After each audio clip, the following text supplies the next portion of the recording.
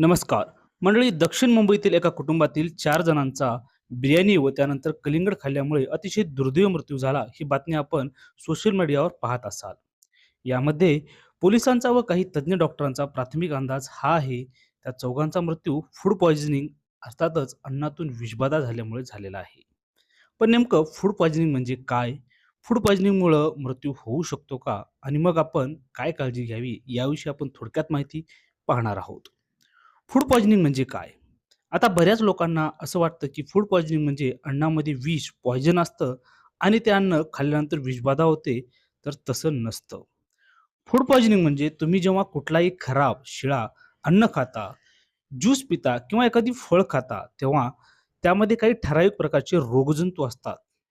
ज्यामुळे ज्यामध्ये काही बॅक्टेरिया, जीवाणू असतात, काही व्हायरसेस, विषाणू असतात व काही पॅरासाइट्स सुद्धा असतात. आणि जेव्हा हे रोगजंतू खराब अन्नामधून आपल्या शरीरात जातात, तेव्हा काही पदार्थ रसायने बाहेर पडतात व आपल्याला उलटी, जुलाब, पोटदुखी, डिहायड्रेशनचा त्रास होतो. त्याला शास्त्रीय भाषेत फूड पॉइझनिंग अर्थातच अन्नातून विषबाधा म्हणतात.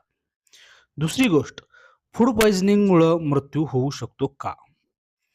तर जेव्हा आपण खाल्लेलं खराब अन्न असेल, एखादी ज्यूस असेल किंवा फळ असेल, यामध्ये रोगजंतूचे प्रमाण जास्त प्रमाणात असेल, तर रोगजंतूपासून शरीरात बाहेर पडणारे जे पदार्थ आहेत, जे घातक रसायन आहेत, हे आपल्या ब्लड सर्क्युलेशनमध्ये रक्तामध्ये मिसळतात आणि तेव्हा मृत्यूचा धोका हा वाढतो व त्यामुळे मृत्यू होऊ शकतो.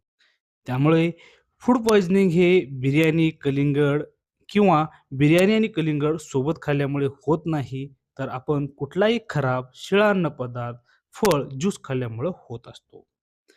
मग आपण काय काळजी घ्यायला पाहिजे? यामध्ये सर्वात प्रथम आपण खराब फळे, अन्न असेल, तसेच ज्यूस असतील, हे सर्व पदार्थ टाळायला पाहिजे. शक्यतो उन्हाळ्याच्या दिवसामध्ये टेम्परेचर खूप जास्त असतं. त्यामुळे अन्न हे लवकर खराब होतं व त्यामध्ये बॅक्टेरिया, व्हायरसेस, पॅरासाइट, रोगजंतूचं प्रमाण पण जास्त असतं. त्यामुळे उन्हाळ्यामध्ये शक्यतो आपण फ्रेश पदार्थ प्रिफर केले पाहिजेत. तसेच उघड्यावर ठेवलेलं अन्न असतील, कट करून कापून ठेवलेली फळं असतील किंवा हॉटेलमध्ये जे आपण अनेक पदार्थ खातो त्यासाठी बनवलेली जी गिरवी असते, ते 2-2, 3-3 दिवस बनवून ठेवलेली असते. त्यामध्ये पण या रोगजंतूचं प्रमाण तयार होण्याचं किंवा ते खराब होण्याचे प्रमाण जास्त असतं. त्यामुळे आपण बाहेरचं शक्यतो टाळावं.